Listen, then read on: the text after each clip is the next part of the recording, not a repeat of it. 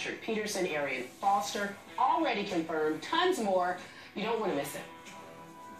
I just believe God's prepared me for these situations. God's prepared our team, too, as well. I'm just, like I said, I'm honored to be on this team. We're going to the Super Bowl again. I don't think God cares a whole lot about the outcome. He cares about the people involved, but I don't think he's a big football fan.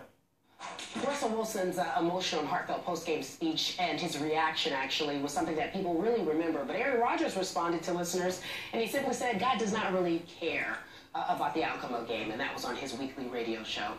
Skip Bayless, what is your reaction to their responses? First of all, let me say, Stephen A., I believe that Russell Wilson believes with all his heart and soul that it was God's will that that game unfolded exactly the way it unfolded. As he said, it was all set up through God's will to come out just the way it came out. I believe Russell believes that because there seems, and again, I'm a little bit from a distance here, but there seems nothing phony about this young man. I believe he is completely authentic in his belief in God. Let me also say, I believe with all my heart and soul in God, as I've often said on this show.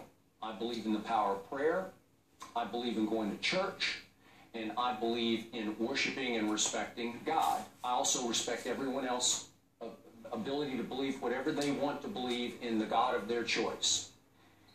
Yet, I'm the first to admit, I have struggled with this question, wrestled with this question for years and years.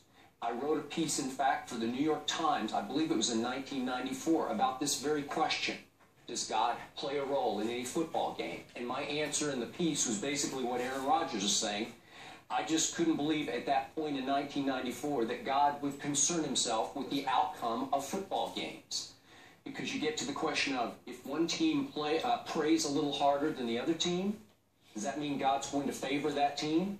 I covered Tom Landry's Dallas Cowboys. We called him God's coach. He worked for the Billy Graham Crusade during the off seasons. Did that mean that God favored him and would choose him to win various games? Well, they lost 2 big Super Bowl games to the Pittsburgh Steelers. Did the Steelers outpray Tom Landry's Cowboys? I think not.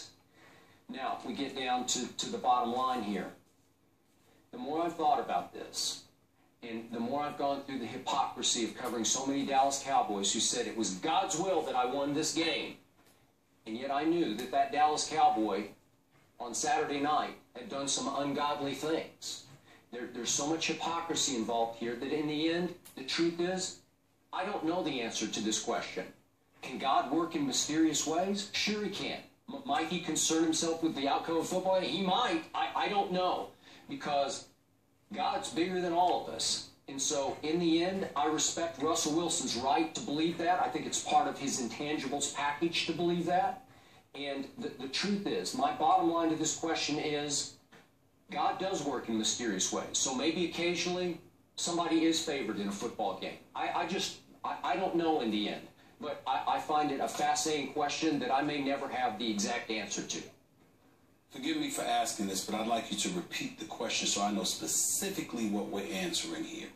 Well, we listened to what both Aaron Rodgers had to say and Russell Wilson. Yep. The question was just, what was your reaction to their takes on the outcome of the game? That's what I thought.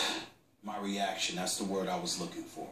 I'll preface my comment by saying, contrary to what people may believe about me, I am a Christian, and I love the Lord, and prayer has gotten me to where I am today, by and large, to be quite honest with you, along with who I believe to be the greatest mother that God could have ever given me, because that's my angel. What I would say also is that before I ever speak about anything, in any kind of religious capacity, I usually pick up the phone, Skip, and I call the only man on earth that I've ever classified as my spiritual father, and that is Pastor A.R. Bernard from Christian and Cultural Center in Brooklyn, New York, who I love dearly and I respect and admire to the highest degree as a human being. I did not call him this morning, however, when we decided that we were going to discuss this subject, and I preface my comments by informing y'all of that, because any mistakes that I make, Pastor, I apologize, because I'm not so sure. But here's what I'm thinking. When I listen to Russell Wilson, I have no issue with him whatsoever. I believe that if that's your core belief, and by the way, I've never had an issue with Tim Tebow about that either. Tim Tebow, I joke around, my friend, all that stuff, but I genuinely like Tim Tebow as a person. I think he's a wonderful young man. I just question whether he could throw. That's it. Nothing else. But I never have a problem with the individuals themselves expressing their love, their devotion, and their belief in the higher being that is God in their eyes. It always makes me nervous, though.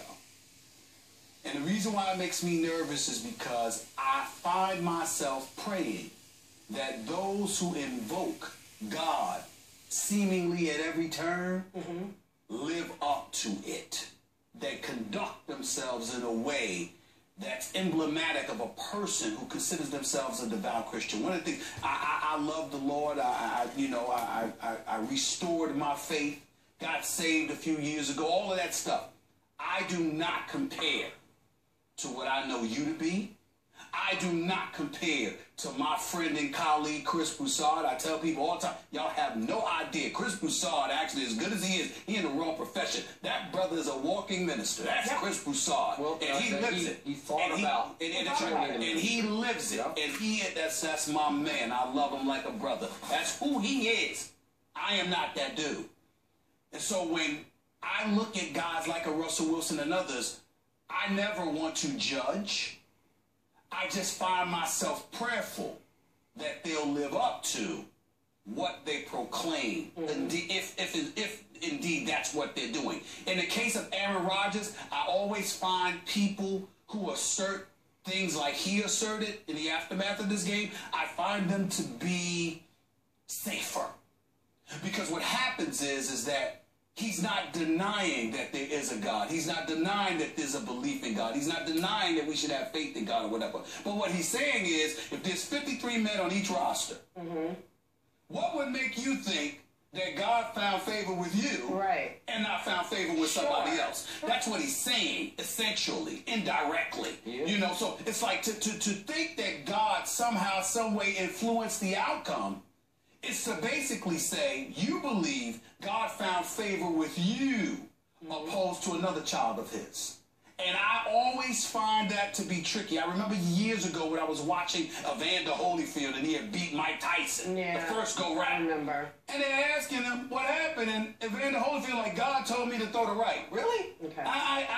I find that hard to believe because I saw you take a right from Riddick Bowe. Didn't he tell you to duck that? You see what I'm saying? It's like, I don't know. You know, it's tricky. So, again, you don't challenge anybody's faith. You don't question it. You respect it. But what you find yourself hoping is that at no time do we ever want to find ourselves looking at an individual and saying, you're not true to who you say you are. Thankfully, Russell Wilson has never been. He seems to be that guy. And perhaps he seems to be that guy. It wasn't necessarily have that much time to explain what he was trying to say, but I'm going to talk to you about his testimony. Perhaps he was just trying to say, because he always talks about his faith, he's so outspoken about it, and maybe on that stage at that moment, it was the perfect testimony. Maybe he didn't have the right words in trying to say, God wanted me to win this football game. It was just a testimony to talk about how... Well, just be clear to make... my point to you is that I don't have any problem with anything that he did. And I hope that I didn't come across as... Because I have no problem with what he did. But, you piggybacking off of your question, then make sure you that way when you lose. Right. It wasn't God. It wasn't meant for us. Right. You see what I'm saying? Because when it's only when things... I mean... Bottom line is, for me, I don't believe that God is with me when things are going well, and that's it. I believe he's also with me when things are going bad, because I need him to pull me through. Right. They will go bad. And they will go bad. Oftentimes they do. And yeah. That's life. Does God favor Russell Wilson more than he favors Tim Tebow? No. No. Is it God's plan that Russell Wilson will win 5 Super Bowls? I don't think so, but I don't know that for a fact. Was it God's plan that Tim Tebow would have a meteoric rise in the National Football League in his second season and then completely flame out and be out of football? And you're also going to have people that look at us on this show and ask the question, why are we talking about this? Right. My response is, We're quick to talk about everything else, all over the airwaves, not just this show, everywhere, on this network and every other network. We talk about when things go bad. We talk about when people spew lyrics. We talk about when people are talking misogynistically or being insensitive, racially offensive, whatever the case may be. Sure. Why wouldn't you talk about something like this? I applaud the Russell Wilsons of the world for saying what they said, but I also applaud the Aaron Rodgers for highlighting what he said, because he's saying, I believe in the Lord.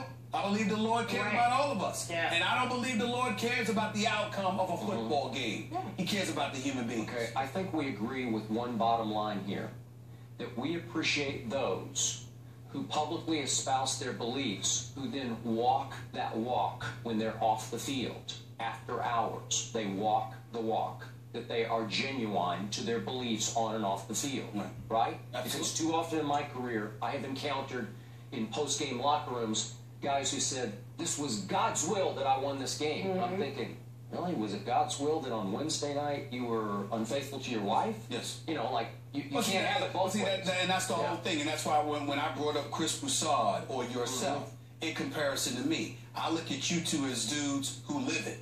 I look at me as somebody who's striving to live it. Most of us are striving. Most of us are striving. All right. You just don't want to be hypocritical. That's the key. You don't want people. America can forgive anything except hypocrites. Yes. I agree. We leave it there, gentlemen. After the break, Brian Dawkins joins us to discuss Deflategate, cheating and the possible punishment for Bill.